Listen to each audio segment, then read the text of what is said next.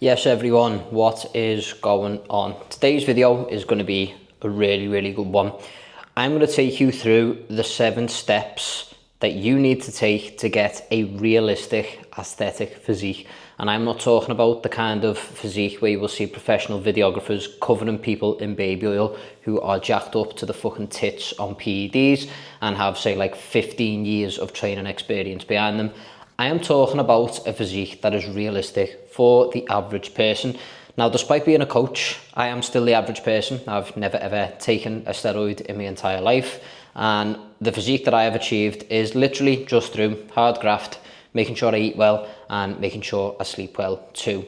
But with that being said, I want to take you through the whole process. So if you're starting out right now and you've got a little bit of excess fat, or you just generally don't know which direction to go in, these 7 steps are going to make things a hell of a lot more clear for you going forward. And this should be the only video you ever need to consult about getting in shape ever. Step number 1 is all about determining your current level, meeting yourself where you are at right now. And traditional wisdom says that we want to really reduce our body fat before we get into a building phase. This for me helps us become comfortable psychologically with putting a little bit of extra fluff back on. If you look down at yourself right now and you're wondering whether to cut or bulk, just ask yourself, would I be comfortable having any more body fat on my frame right now? If the answer to that is no, then you definitely do not want to go into a bulking phase, because you will inevitably end up cutting it short and feeling like shit and beating yourself up and getting stuck in this negative cut bulk cycle. The best thing for you to do is create a nice large runway where you can actually find yourself in a position where you don't mind putting a little bit more body fat on because you've got that much leaner in the first place. Now, to work out what your current level is, you need to kind of see what body fat category you're in. So if you are 25% body fat or more, you will generally need a prolonged cutting phase. I've got a client, Dave, who was literally about 40% body fat. We've got him down to about 18 now, and that's taken us just over a year. So that's a good point of reference, and he's lost weight at a pretty decent rate as well.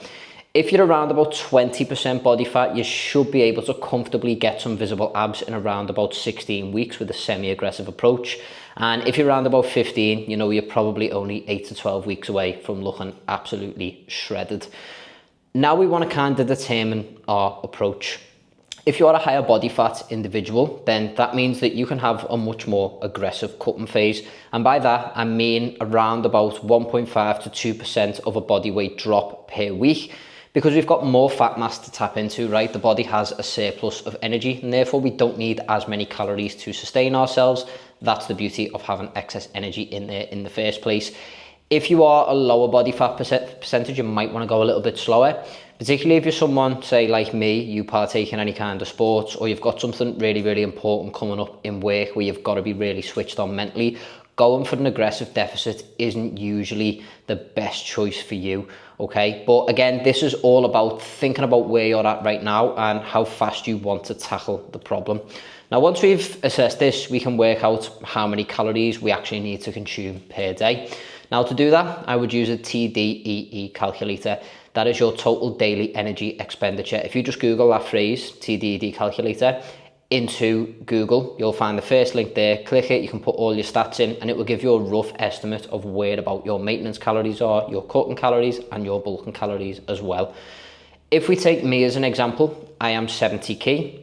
So for me to lose 1.5% of my body weight weekly would be around about 1.1 kilos, or like 2.5 pounds of loss, which works out at roughly a 1200 calorie deficit per day. Now, I know to maintain, I can consume around about 2700 per day because I'm pretty active. And so that will put my calories around about 1500. Now, I have ran that as recently as April. I actually went down to 1400 calories and managed to drop 8 kilo in 6 weeks.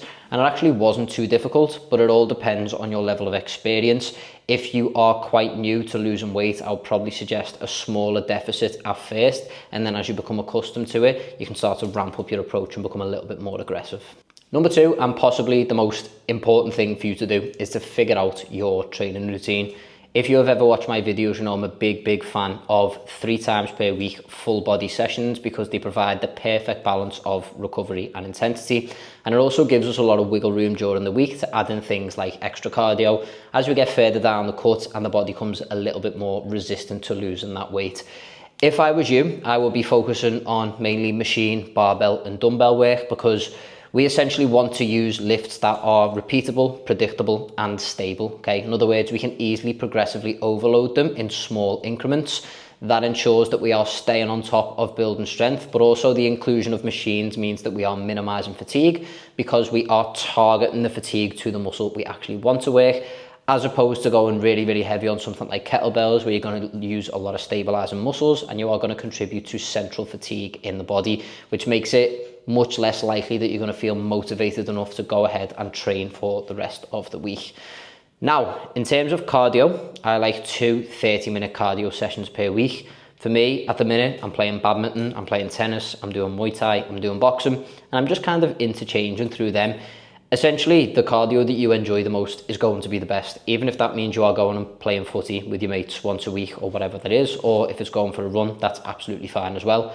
The more enjoyable it is, the more likely you are to do it. You're going to increase the amount of calories that you are burning on average throughout the course of a week, and you're just going to get really fit, which is going to help your recovery intra-sessions as well. If you want a 7-day template of my training right now, you can grab it in the link in my bio just below there. Number 3 is to determine our activity level. Now, lots of coaches, myself included in the past, will rush to put you on a ridiculously high number of steps. I am guilty of prescribing clients 20,000 steps a day when I was in coaching infancy. Okay, that was wrong of me to do. And the reason being is it's such a massive time demand on clients. And if they are working difficult jobs or they have families, getting 20,000 steps a day is multiple hours on your feet every single day, and you are likely going to be neglecting a lot of other areas in your life. I wouldn't just rush to get to 10,000 or whatever you feel a magical number is. If you're doing 4K steps a day, just literally bump it up to 6. When that feels comfortable, bump it up to 8. And I would generally only take that up to about 12K. Unless you're naturally on your feet with your job or you're quite an active person, I don't think adding steps in beyond 12K is really a good use of our time. It makes a little bit more sense for us to do some targeted cardio, because it's more effective in terms of your time, and also it will help you build a better engine as well. Doing a ridiculous amount of steps every single day ultimately just tires you out unless you are used to it and have been doing it for a very long time. The 4th thing to consider is how we would track our progress, okay? I get my clients to weigh themselves daily or not at all, and there is a little bit of logic and rationale behind that. I find men generally approach weight loss a little bit better than women do. We're okay with fluctuation on the scales because we generally tend to focus a little bit more on how we look, whereas I feel the women I've trained in the past and train right now can become hyper focused on the scales, and that's obviously because of all the societal pressure there is to be thin and to be really light. And so my approach is either you weigh yourself every day or you don't weigh yourself at all, okay? And I will also combine that with weekly progress pictures and or videos as well. If you want to take measurements, that's fine. It's not really something that I do. I feel like pictures and scale weight and obviously me tracking my reps and weights of what I'm lifting in the gym are more than enough. But these are absolutely essential. I've had so many clients who tell me they feel like they're not making any progress, and then I'll just put 2 pictures of them 2 months apart, side by side, and they go, oh shit, yeah, I am. Taking those pictures can help you stay the course. If you cannot see the results of what you are doing, the human psyche is hardwired to want to quit, because ultimately our brain wants a quick win and a quick reward. Okay, that's why people find it a lot easier to cut than to bulk, because the progress is so much slower. After we've completed our cut, we will go into phase 5, which we call the maintenance phase. The big issue a lot of people have when they come out of a dieting phase is they get to the goal and they think, okay, that's me done. Okay, I'm not going to bother anymore, or I'm just going to take my foot off the gas a little bit.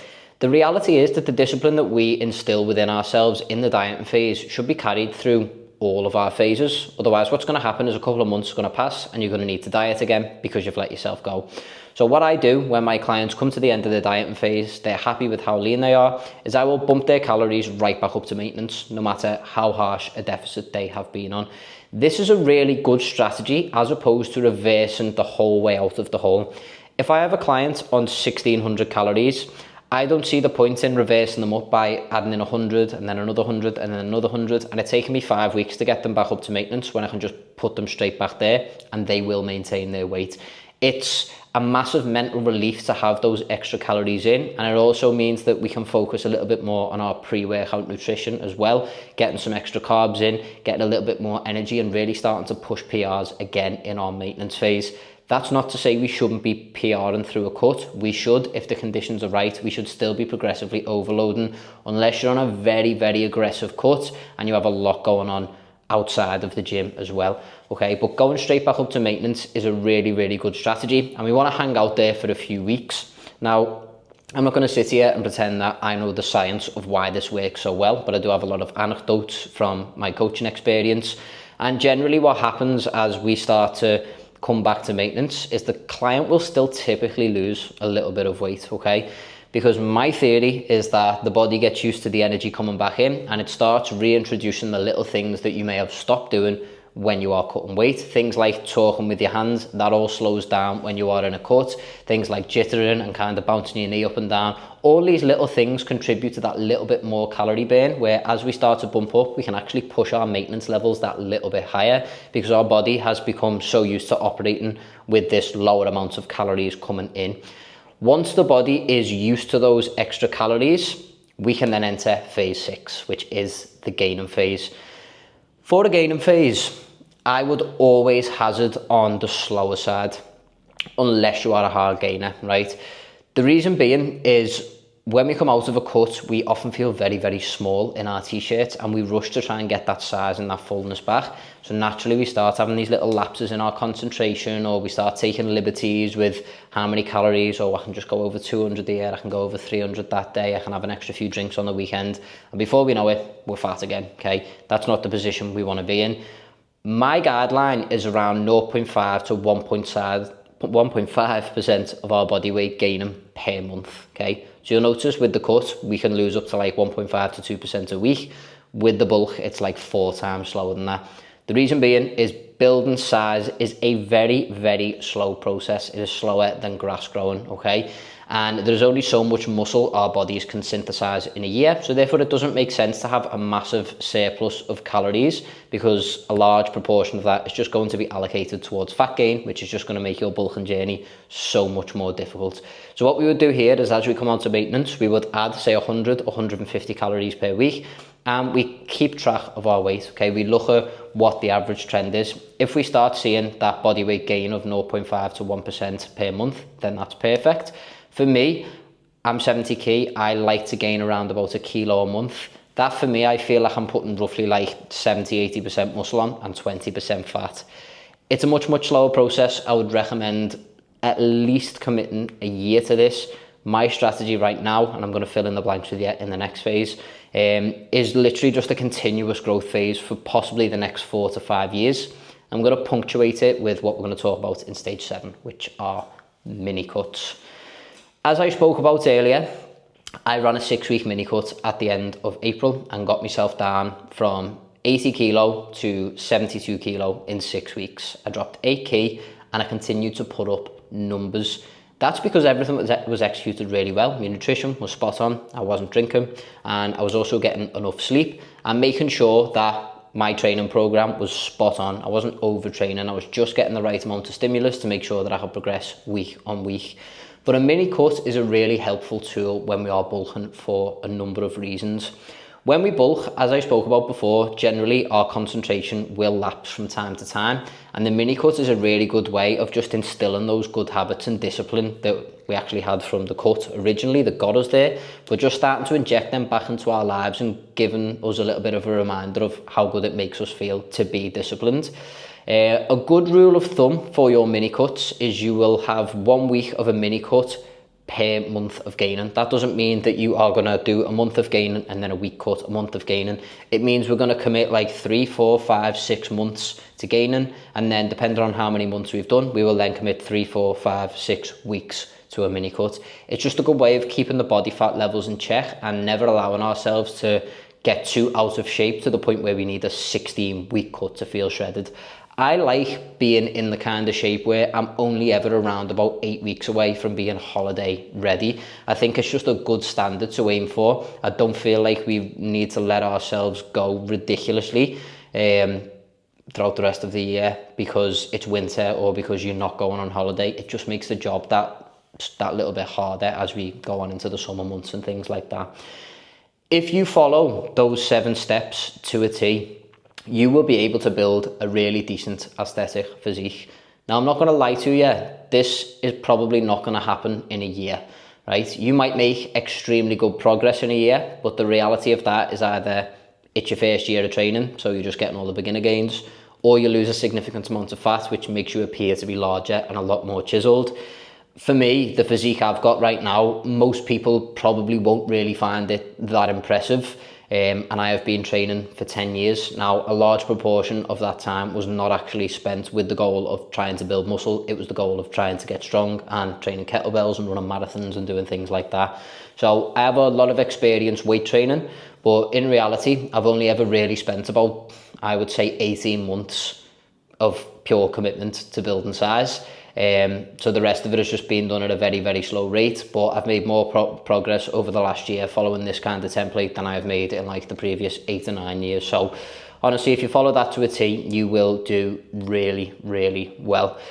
If you really liked the flow of this video and kind of how that all sounds, that's basically my exact process, what I take my clients through for coaching, okay? So if you are interested in having me coach you and taking all the guesswork and the lack of accountability out of that, there are a few links in the bio that will explain exactly what I do. There's another video explaining my exact coaching process, and there's also a link to book a call with me, a consultation call, where we can discuss what coaching options might be best for you as well. So yeah, I hope you enjoyed this one. Please leave me a comment and let me know if you found it helpful, and as always, please like, subscribe, and help me push this channel because I'm only on 81 subscribers and I put a lot of time and effort into the YouTube. So I would really appreciate if you could do that, and thank you all for watching.